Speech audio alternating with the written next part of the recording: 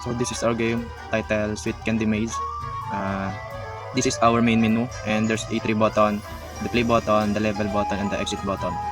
First, ipaliwanag ko muna sa play button. When you click it, you automatically load to the next scene, which is the level 1. Here in level 1, makikita mo yung tutorial. The goal is to collect the candies and stars while avoiding traps and mobs to reach the portal and proceed to the next level. Let's click the play button. Here in level 1 is medyo madali pa siya since wala pa siyang traps. Ang goal mo lang dito is to collect all the candies and stars. And when you reach the portal, there's a panel that congratulates you, and dito mo makikita yung stars na na-collect mo. And there's a 3 button, which is the retry, the home button, and the continue button, which is pag kinlik mo ito, continue button is magpo-proceed ka sa next level. Una muna is click natin itong retry button. Magpo-proceed lang siya ulit sa level 1. So yun, and then when you look at the upper left corner here, makita mo yung progress na candy na collect mo. Then sa upper right corner naman is the settings button. When you click it, there's a panel, entry button, the resume button, the toggle sound and off button, and the menu button. When you click the sound button, automatically na mamamatay yung or mawala yung sound. Then i-on mo lang ulit siya para magkameron. Sa resume button naman is magpo-proceed ka lang dun sa magbabak lang sa game ang iyong nilalaro. Then proceed naman tayo sa next level or level 2. Dito sa level 2, meron na siyang traps. So ang ginamit namin dito na logic, code logic is when you kapag tumama ka sa traps, automatically game over. Then may home button and retry button. And when you click the retry button, pupunta ka lang ulit sa pinakauna, which is magre-restart yung laro.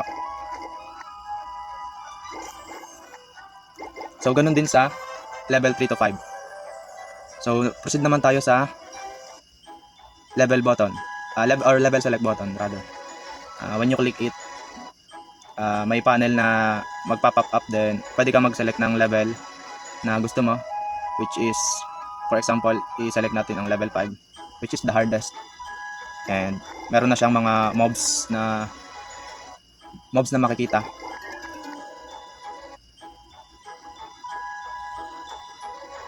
So back naman tayo sa main menu ulit. Exit button naman is pag kinlik mo is mag-exit ang mismong laro.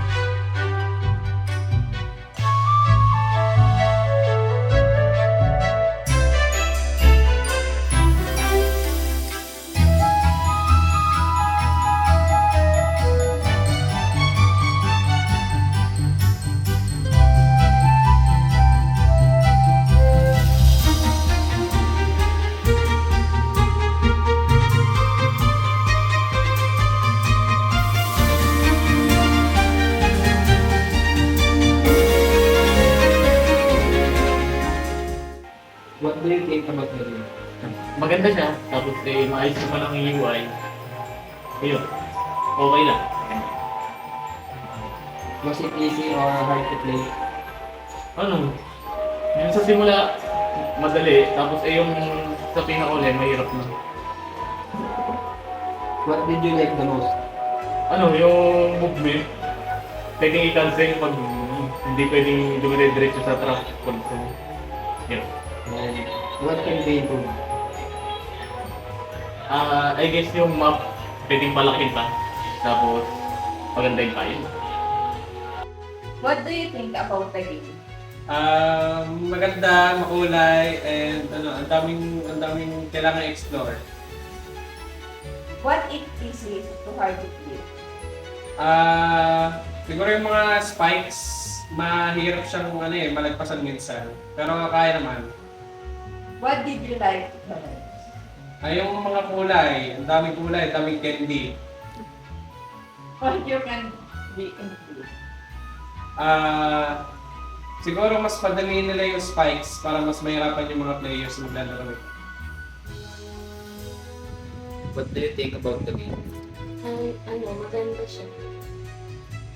Was it easy or hard to play? Easy to play. Yo, ayaw. What did you like the most? Nagbabal kasi sila What can be improved? Kailangan sa... Sa bota. What do you think about the game? Okay lang, maganda naman siya pag nilalaro. Was it easy or hard to play? Hard. Kasi sa level 3, masyadong hindi ko kaya eh. What did you like the most? Pag makakuha ko yung mga star, parang complete na level. What can be improved? Minsan, stuck eh. Hindi ko kasi kaya. What do you think about the game? Okay lang. Was it easy or hard to play? Easy. What did you like the most? Lahat. What can be improved?